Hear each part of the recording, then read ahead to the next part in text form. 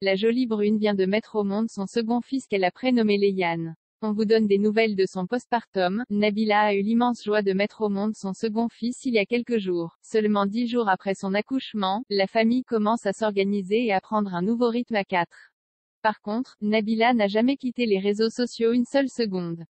En effet, elle a tenu informer ses followers pendant toutes les étapes de cette naissance tant attendue. Par exemple, sur Snapchat, elle a fait quelques confidences notamment sur les kilos qu'elle a déjà perdus et sa silhouette qu'elle retrouve petit à petit. Nabila fait des confidences quelques jours après sa césarienne. Une chose est sûre, Nabila est superbe et elle l'était tout autant étant enceinte. Juste avant d'accoucher, avec son ventre bien rond, elle a fait un passage remarqué sur la croisette. Ses tenues mettaient bien en valeur son joli ventre bronzé et lisse, sans aucune vergeture. C'est certain qu'elle a dû faire des enfants. C'est le 5 juin dernier que Nabila a mis au monde sa deuxième merveille qu'elle a prénommée Léane, un petit frère pour Milan. Pour l'accouchement, Nabila et Thomas Vergara se sont rendus à Paris et comptent rester encore quelques semaines pour profiter de leur famille respective. Le quatuor de choc loge dans un appartement de luxe dans la capitale.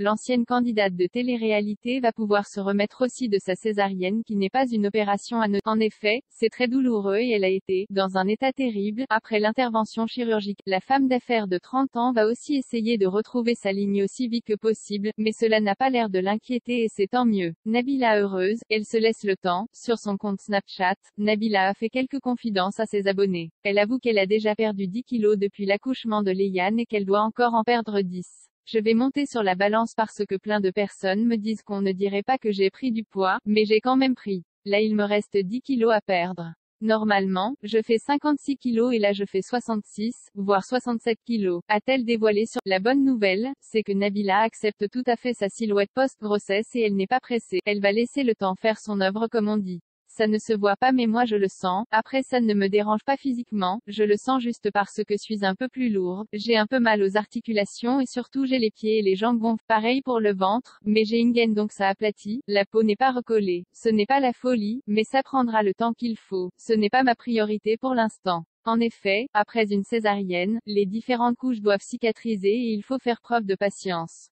Cela ne se fait pas en plusieurs semaines avec de la rééducation et en massant aussi sa cicatrice pour éviter les problèmes d'adhérence.